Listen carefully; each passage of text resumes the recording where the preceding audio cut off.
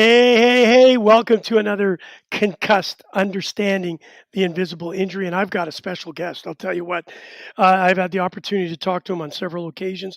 The last couple of years, we've been kind of a little bit far apart. I've been so busy doing what I have, and Nick has been doing an incredible job. It's called Concussion Talk. You're going to hear all about it.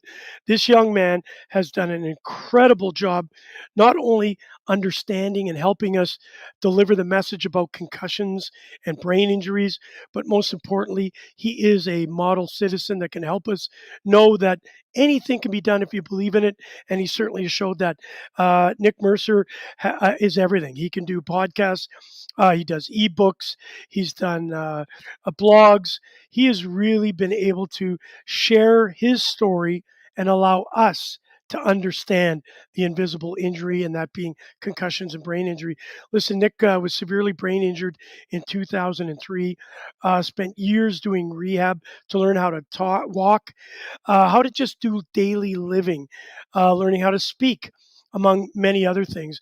And of course, you all know that I'm very close to a young man named Robert Wine, who is the gentleman that always comes on and he always talks about his life. And it's an incredible story. This is as compelling and emotional and raw. And I'm so honored to have him on. Robert always says this is an invisible injury. He can see through myself and Keith. He doesn't understand how we have suffered concussions, yet there is it's invisible. Yet with Nick and of course with Robert, you can see that. And here he is, ladies and gentlemen, Nick Mercer. Nick, what's going on? Well, thanks a lot. No, not much. It's just raining night here in St. John's, and thanks so much. That was a very nice introduction. Well, no, honestly, Nick, I've been following you from afar. You know, your concussion talk platform has done exactly what it needs to do. It needs to open up our minds and understand. And basically, what concussed is about understanding the invisible injury. And that is a brain injury. A lot of people don't Yeah. understand that people like myself who have suffered through concussions, also like Keith, Hmm. they don't understand the complexity of it. Yet with Yeah. you, you articulate it so well and you express it in a very vulnerable way, which opens up the mind so people can understand. So, Nick, thank you for joining us. Well, Can thank you you. can you walk us through those early years? Of course, you were severely brain injured in 2003. If you don't mind sharing with our viewers and listeners exactly how it happened and how you've gone along on this journey.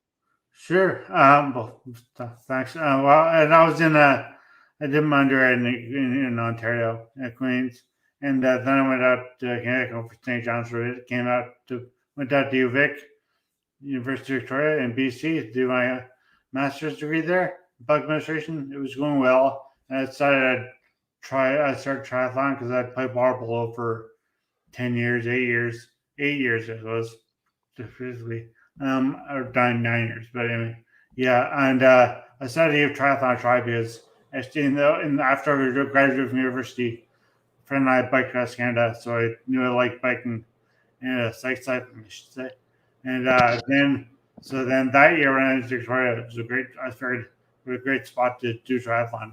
And so I started that, and then in the summer of '03, three or four friends, depending on the day, if Tanya would join us or not, but it was always Don and Alan, John and I would go for a run, and Tanya would join. Tanya was Don's twin sister, and we would go for rides around Victoria. And that Friday, that week, there were forest fires on BC. Anyone remembers the summer of '03 in Victoria or in BC? It was really dry, really lots of forest fires, which now is commonplace. But then it was worse. Anyway, or it was bad, not worse. It was bad then. And anyway, so we took a different route, and I went off the road to avoid someone was coming up the hill. We were going downhill and down a new part of the road I've never been on before. And I went down the hill, and I sort of the void zone apparently, and I missed them, and I sort off the road, hit a tree with my helmet in my head, and I just ended up in a coma. They had to give me first aid, and I was there to paradise to come in my, and luckily I was with that guy who was doing who did house skiing, so he knew in house skiing tours in Ralstoke, so he knew how to do with some emergency procedures, and he helped me while they waited for the parents to come, and then they came and said, "Come up for 2 weeks," and then I was in Victoria. I was in General Hospital for 6 weeks. Then I came home to St. John's, Newfoundland, where I'm from, and I was in a hospital here for 2 weeks. 2 weeks, geez, I must say, for a month, and then I was in inpatient rehab. Sorry, inpatient rehab at the local rehabilitation hospital here for 6 months, for 5 months, and then I did another year and a half of outpatient before I went back to Vic. Yeah. But in the time, I had to learn to walk and speak properly, which I'm still struggling with, struggling with balance still and everything. So yeah, Well, Nick, what's amazing about this is that we've got a very good friend. His name's Robert Wine, and yeah, his story is very similar on a bike. And obviously, what you've gone through is yeah, traumatic, but that you've been able to rise above that and be able to be a voice for this very important cause. The fact that you had to learn how to walk again, yeah, how to live daily lives that we take for granted, yeah. learning to speak, and you do very well considering what you've been through.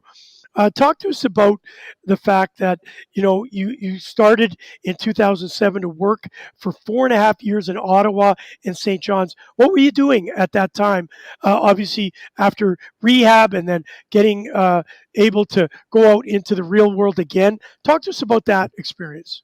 Well, after 2 years of rehabilitation, I went back to Victoria, BC.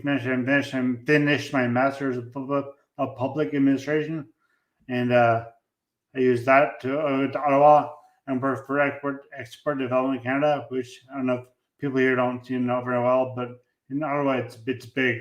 It's like it's big kind of export credit agency, and it's a big organization. And my job was a political risk analyst researcher. So I just researched the governments and societies and news and like international. It was fascinating. It was an amazing job, incredible job. And the EDC is an incredible place to work. And yeah, and then I came back. Then I worked there for 3 years. I did that for 2 years. Then I did 1 year, 1 year as a to get my to actually get a permanent job there, permanent position there as an international business associate, which is just keeping stats, so keeping track of the business that EDC did, Yeah, and then like on the side I kind of was a bit I don't know lonely or whatever in Ottawa, not lonely necessarily, but wanted to be home close to family, so I moved home in end of April of 2010, and then I started working for as a trade policy analyst in the government here for a year and a half, and then after a year and a half I said I just didn't like this whole not didn't like it like that, but I didn't really fit in with the whole working 9 to 5 routine. It was pretty tough, and I felt I didn't feel it at the end of the day. Didn't feel I felt like all I wanted to do was just go home and just collapse really. yeah, And so yeah, so then I yeah. just did We that. Sorry. So we are so fortunate to have Nick Mercer, Concussion Talk on Concussed, Understanding the Invisible Injury on your website. Please, everybody check this website out. It's very, very well done. You'll see the branding here in just a few minutes. Nick Mercer, www.concussiontalk.com. You basically have covered it. Concussions are a brain injury. I always say that it's a sexy word for brain injury. A lot of people Yeah, sometimes take concussion not quite as serious, but as you know, and as many of us know, it is very serious. So through your trials and tribulations, you started up a concussion talk blog in 2010 where you yeah. wrote about your experiences. You wrote about what a concussion was, what a brain That's injury where we was. first met. I'm sorry. That's where we first met. Yes, of Yeah, course, and it's been well over 11 years now, where we have traded. I've been watching the Concussion Talk podcast. I've been reading some of your great works. You've done well over 200 podcasts to date with doctors, researchers, physios and other therapists. I know you've done it with athletes, you've done it with advocates. Talk to us about that. Um, Here you are, dealing with working for a living, and then you decide, listen, I need to get this message out there. People need to listen Yeah. to you. And Nick, you've done a great job by doing that. Talk to us about that transition. Well, I just was like, and obviously realized working, although both places, the government of Newfoundland and CDC we're great at just recognizing that I needed that it wasn't exactly just the full capacity, and they're helpful, very nice, but they're very nice, but there's not much they could do because no one understood what it was, and I knew I liked writing from mostly from our EDC. I love writing the little snippets we did every week for about international affairs in different countries and stuff. So I know I like writing, and I wanted to write more. So I started a blog as I knew it was a good way. I knew it was good at writing, so Yeah. and it was a good way for me to communicate my message. And so I decided to start a blog, and then after a few years, I decided podcasts are pretty cool. It's just really not much more than that. Just like I think I'll try that, and I'd like to talk to people. Yeah. Mostly, actually, it's more than I wanted to talk to people. So just writing on my own. So Well, you've done a great job with it. Of course, I want to do a shout out to Peter John Hawthorne out in Melbourne, Australia. Join us. Thanks, PJ, for joining in on us. Listen, Nick, what's really cool too is that you did well over 61 podcasts about your trip, and it was a yeah, bike trip across Canada. This, of course, yeah, is pre brain injury yeah, in 2002. Did yeah. you bike from one end of the country to the other? Yeah, well, we kind of skipped Vancouver Island, but we did Holy malarkey. Vancouver to St. John's, and Nick, seriously, I couldn't do that in a car. Talk to us about how long did it take you? Walk us through a little bit about that and all the planning that's required to do such an amazing feat. that was actually just one morning in the summer of '99, no, 2000 probably 2000. A friend and I were just in my apartment at university or house, I guess, and we was watching the Tour de France. I don't know if the highlights or not, and so then we decided we should. Wonder if they have a tour to ever as a tour of Canada. We should do that. It'd be fun. Blah blah. So we got talking. We were saying, yeah, let's do it when we graduate. So we just said, yeah, okay, let's do that when we graduate. I put it away. It just like out. And then being at the fourth year, my friend came up to me and said, I started with my parents and they said they'd help me out with my bike and stuff. So I was like, for what? He's like, for the bike trip. I was like, oh yeah, right. So then we did a bit. I was playing water polo, so I was staying in shape that way. So mostly loved it, but also used. And then in the following when that season, the season ended for water polo, which was in December, we just started breaking out more and running and going to the gym a lot more together and stuff. And then we planned. We got a CAA, the CAA kind of Yeah, automotive, whatever. yeah, They both yeah, got maps of all the campsites and stuff, and like yeah, absolutely. gas stations are like. I think the name may have said where the washing machines were, Yeah, and the fun would be. I forgot. I guess I don't know how many our phones were. We had to be no cell phones then. We had to just find phones. We called our parents like once a week or once every few days. And our friends we had emails like, and then we found a computer but we just the training we did that. We did a month of cycling and just testing out our bikes and stuff. We didn't buy our bikes till May. We started it in June. Took 66 days to end up in St. Frank. We started in June in Vancouver. 66 days later, on August 6th, we ended up in St. John's. And but we bought our bikes in May, and yeah. we started. It's just like we were in Barrie, Ontario, and so we just biked around Barrie, Ontario, like up to what's the beach called? Wasaga Beach. Wasaga Beach. Yeah, Wasaga Beach, beautiful. it's around Barrie and stuff. And then one weekend, we biked to Guelph.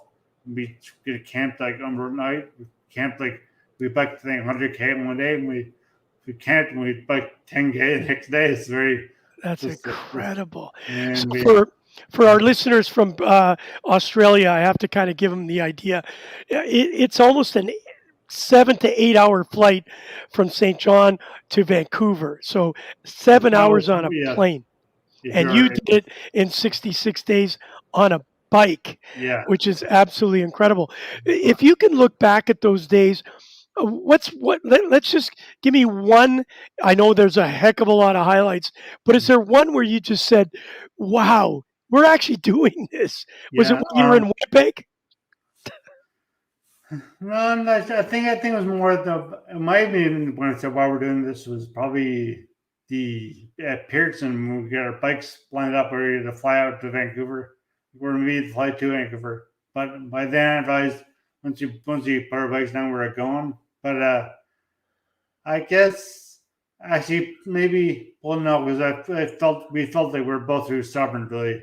Well, all three of us were too stubborn to really quit it. Really not do it more than like the word than we're like any sort of athletic or any Yeah, sort of physical assessments. So we were just stubborn and maybe it was Calgary after the Rockies and but yeah, Winnipeg was also a time as we got through because the Prairies were kind of proving challenges as well. So we got there and we flew through it. I don't know if I can't say flew through Ontario. I just tried to. It's a huge province. yeah, It's a it's crazy. massive province, and we're still in Ontario. We can believe it. We're in there for like 3 weeks, and other ones are in BC. It was like 10 days, and that was the first one. But other than Yeah. that, it was like 4 days, 3 days. S- But then like yeah, So Nick, when you did this, like obviously it's a huge feat, and yeah, I'm absolutely blown away by hearing that you were able to do that. Um, Talk to us a little bit about the preparation. Obviously, I know you bought a bike and you guys have been yeah, riding before, but did you? And you got the CA maps out, and yeah, in those yeah. days you couldn't Google it No, by any yeah. means. Um, like how did you determine where you're going to stop, how many kilometers a day? Did you guys have that in plan, or did you just say, hey, we'll go till retired, or we have blisters on our feet? Well, we listen to our crowds from Lincoln. The Chamois were amazing. Just it was a great, it was a revelation when we first started talking. But the uh, the CAA maps, and we figured out how long the route was. Generally, it was like we ended up being 8,000, but it was like we just judged we had to do 100 and over 100 kilometers a day to make it in a reasonable hour. We just figured we decided we wanted to leave in June just because of weather, and then we said it'd be fun to be back at St. John's before the end of George Street Festival, which was probably bigger than it is now. But and we're almost 22, so and that was our plan. Just we decided we want to start it in June and early August, and that was like our okay. So if we do this, we need to do this. How many kilometers a day? And we figured out we ended up averaging 133 a day. Jeez. That was including our rest days. So 66, yeah. But we did some days. But the shortest day we did was like 10K, which you did like it was 5 tires in Thunder Bay. Yeah. But the real shortest day was 60. Our third day or second day I guess was to Hope from just outside Vancouver to Hope, which is 66 kilometers, just because Wow. we figured out what to say again. CAA maps just like where Yep. campsites were. We didn't do like 130 to 130 kilometers a day and just stop. We do however many it was, like maybe 130, maybe 110, maybe 180. We did 240 one day, and we just figured out where the sites were where we wanted to where we thought would be reasonable as up. We kind of planned out the day before, but then or the few days before we'd say okay we'll start here this day, this day, this Yeah. day, and then but then some days we say okay well we felt good and we made a good time or we made bad time but we didn't make much bad time actually mostly good time. We say okay we'll go to this stop. We'll go to this spot, and then we can go. Can we go ahead of this one because we're feeling pretty good? Yeah, if we go ahead, we'll go this campsite. So we did that. That's amazing. Yeah. Absolutely amazing when you think about it. Hey, listen, Robert Wine is on. He's has a very similar injury as you, and he says I read on his site that you had double vision. He has it also. Do you still have it? And if so, do you use prism glasses for it? Okay. Well, after yes, they do install television, and they tried prism lenses. This is back in '02, so it's obviously the care for, but it's not as wasn't probably as sharp, but it's good then. But it's, and I had 3 surgeries to try to fix as well, and none of that they didn't work. But now I'm doing vision therapy with my vision optometrist here and a vision therapist here, and they've been amazing. And it's hurting. It's not prism lenses didn't really help per se, but although now that I'm doing vision therapy, there visions are the two images are getting closer together, and that's actually feels good. And although when I personalized it, I just kind of then I find that annoying, and then I never wear glasses, and I just found that annoying to wear glasses, and just didn't really want to. So I just kind of I probably gave up on them tourists too Yeah, soon, but I yeah. just didn't like them, wasn't good with them. So they Nick, probably could help more than I give them a chance to. yeah. Nick, it's almost 20 years. Think Yeah, about that for a second. And yeah, you're still needing therapy to get yeah, you through some of the yeah, things that you're dealing with. yeah, And I know it never goes away. And you guys, the perseverance and the strength and the courage you show, Nick, and your vulnerability about talking about it and allowing us to understand. Because, I get up in the morning, I jump on the treadmill if I want to, or I jump in my car and drive. For you and a guy like Robert, and I know Barry Monroe, who's part of our organization with Shoot for a Cure, who's in yeah, a chair. We, as able bodied people, sometimes forget how difficult life can be and we just take it for granted. But what's really cool is, you are a very, very, not only intelligent, but very famed person in that you've done an ebook, and I'm really excited about yeah, this. I am actually, now that I've seen it, I'm not the greatest reader, but I know that Robert's going to jump on this one. And the name of the book is really cool. It's called Detour, and it's an yeah. ebook. You can go online here on Concussion Talk, and can you get a copy off there, or do you pay money? How does that work? There's a link to it, the site Lean Pub, which is actually a company in Victoria, which I didn't know about Okay. until a few years ago. But and it's just so you buy it from them, and you get like they have it so Ah, that yeah. most of the money goes to the author and not the publisher, which I mean it's all ebooks, so I guess there's less overhead. They can do it that way, but they do a great job. I think they do sell a That's lot of cool. there's a lot of like computer like coding books and stuff like that, like online stuff that you wanted to buy ebooks for. And yeah, so yeah, so it's been great. And although I wrote a bio, but so it's not as up to date as it can be, but it's up to date in 2014, and I've just done podcasts since. So Yeah, it's fantastic. I'm looking at it right now. Cycling, Coma, and Living with a Brain Injury by Nick Mercer. It's called Detour. Please make sure you check it out. It says it's free, but I know we can send some money to you, and we will. I will definitely do that. And I know Robert Wine has probably already bought it. He loves to be able to read it. He can't physically. He doesn't do well reading it, but he certainly will do that. And we're thanks, excited. Robert. I just saw his little note there. Yeah, Robert. Yeah. So now talk to us about. Obviously, we've talked about how you got to obviously the situation you're in. Um, Now that you're able to do, well over a couple of hundred podcasts, you've written blogs, you've written a book. Not a Yeah, lot of people have been even able-bodied guys yeah. haven't done that. It's pretty exciting. Talk to us about being able to take some of the challenges that you have, turning it into a positive and then helping others. How does that make you feel? It makes you feel good when people like you like just say notice, and it feels good, and it's just I honestly came by it just by this probably Terry Fox the why not me thing. If I was for some reason before I was even injured, I like that. idea that of just why not me? Like, I mean, just stuff happens to people, and if it does, it's just life. It's not like good. As weird as it sounds, it's not necessarily a bad thing that I was brain for me that I was brain injured. It's just something that happened to my life. Is go through like just it's an event that happened. It's just share like parts of your life that people share parts of their job, their parts of their life that they found that are important. And this is part of my life that I find important. And it's great that other people find it useful and or help by it and like listen to it and are encouraged by it. And that makes you feel good for sure. Oh, yeah, there's no question. You're not only an inspiration, but just listening to you talk about your journey is amazing. And I think sometimes people don't realize we judge the book a lot by the cover, and we don't go in and hear the real story. So I'm looking forward to reading Detour and finding out. I know we've talked about years ago about it, but I really want to now fully understand it.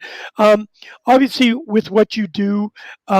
Your day to day, what do you do? Let's say, what's your average day like, Nick?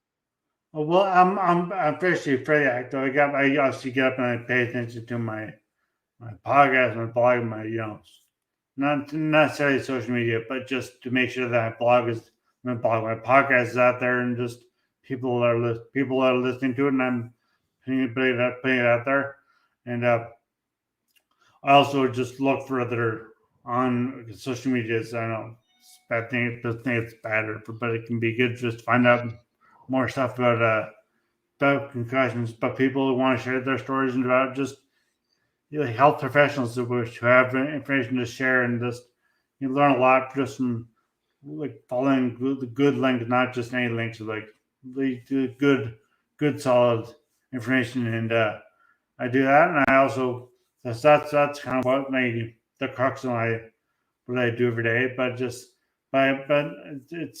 not necessarily the main thing I do. It's just it's what I kind of base my day around. But I also should say that I also base my day around being active. I swim a lot. I swim Yeah, 2 or 3 times a week, and I do yoga and I do Pilates, and I walk when it's decent out. And I'll do snowshoeing once we have snow now, but not yeah. enough to really do snowshoeing, and just So too Nick, much to walk in really. yeah. So Nick, if you don't mind me asking, how old are you? I'm 41. 41. Absolutely amazing. Hey, listen, I'm looking at your website. Please, everyone, take time out, concussiontalk.com. I know that, with live viewers, our overview of this show is probably 2 to 5,000. It goes from anywhere all around the world. Please, when you get a chance, take a peek at this website. I'm looking at it right now. Podcasts, you talk about mental health. Obviously, Yeah, having a brain injury and a yeah, concussion, you have to deal with mental health. And of course, with the pandemic, it just yeah, adds to it. You do posts, you do speaking engagements, which yeah. is fantastic. You've written a book. Talk to us about the future. What is Nick Mercer looking forward to over the next 5 years? That's an excellent question. I would like to, but I would like to speak more, do more speaking engagements, and get some more help from my podcast. I mean, I do the podcast just me and the computer and a mic, and I'd like to get some help for that. But also I just no real plan. Just live like just go about. I want to swim a lot more, be outside a lot more, just like swimming and take advantage of the ocean, Yep. which is obviously living on an island, the oceans can't miss it. So it's No, right there, and it's it's right just there. exactly so you want to take advantage of that more than I have. Although taking advantage of it some this past year has been great, and just being outside and just but doing more podcast. I don't want to say don't want to give my podcast at all. I love doing podcasts Yeah, and just finding more people to talk to and just different. I'm not sure exactly how it's going to be different, but I'd like to think that my podcast will evolve some way. I don't know who yeah. I'll talk to, but I mean I'll talk to different people and about different issues, but still about brain injury. Yeah, so talk to us then about the pandemic and what it has meant to somebody like yourself. Obviously, we know that isolation has been one of the bigger parts of, the mental health issues here. Now that we've got this new variant, we thought we were coming out of it, and Christmas we were going to open up Yeah, and have frustrating. all this fun, and of course we know where that's going right now. Yeah, Um, definitely. how has it affected you both mentally and physically dealing with the pandemic? Well, pandemic in Newfoundland. I mean, I'm lucky just because it's still it's here. It's everywhere, and it's still got to be careful. We still have to wear it and do everything by the book as they do everywhere. But it's not as much of an issue here. It's not as much of a concern. Although we do wear masks and wash our hands and all that stuff, and 6 feet and restaurants are just recently gone down capacity wise, and so I have actually gyms and pools because of this new variant. But the isolation is actually for me. I've always been a bit like, though in the other early days I was getting out a lot more, but I wasn't exactly still kind of in my own head. Like I wanted to be. I liked being alone. Like I always like being alone, and the pandemic is it's kind of been the same. It's more not totally status quo, but like Yeah, it's been a lot. It's been easier for I think not easier, but people with brain injury. It's kind of like people with more severe brain injury who can't really get out and do stuff. That's kind of more of a well, this is all the time for me. So yeah, it's not as big a change. It does mean it's not a big deal though, because there's still isolation and the mental health right. issues to deal with that are can be daunting. But it's for me actually. I think since 2020 or 2019 they've kind of gotten out more, been more around, just nothing particular, just more, I guess more active and just. But that's just a function of oddly enough of this place and the pandemic, which is still it's still strict. There's still restrictions. It's still very strict, but it's not as much of a no, not as much of an issue that you're worried about like, any of the Yeah, people. It's not so sparsely populated here. That's yeah. just So, Nick, talk to us about as we let you go here. It's been amazing to have you on. For 30 minutes went really quickly, but I want to know, how do people help Nick Mercer? Like, I know that you've got the ebook; it's free, but we'd like to make a little donation. Can people donate towards the things that you're doing and helping to bring the message out more? well, thank you so much. I guess Patreon is probably the best way. So patreon.com/concussion talk and What's it called? patreon.com patreon.com/concussion talk. Right. And that just there's a what they do is they try to get protect artists to get to donating. It's an American San Francisco, I think, based company that likes to get wants to try to get people who are involved in arts or like video or not say art, but like to get more like get people to donate to their work and so it's just a way to raise money for my podcast and I guess website and Yeah. but yeah, like a lot of them have like their different grades. Like, and if you give them so much money a month, it's a donation per month. Oh, fantastic. And just give it like so they always have like you donate like so much money a month, you'll get this access this and this and this. Yeah. Whereas Okay. I don't. I just did a podcast that I put out this morning that Yeah. I explained that I don't think people who want to learn about brain injury or people who need to learn about brain injury they should pay to No, of access course. the information. So it's all up there. Everything that's on the Patreon site is on my webpage. So it's Okay. not like you need access to it for All right. being Well, paid. I'm gonna do. I'm gonna figure it out here, Uh, and we'll make Thanks so sure much. that we give you a donation for all your great work and what you're Thanks doing so much. what you're doing to help people understand that nothing's impossible. You have proven that to Mhm. me tonight.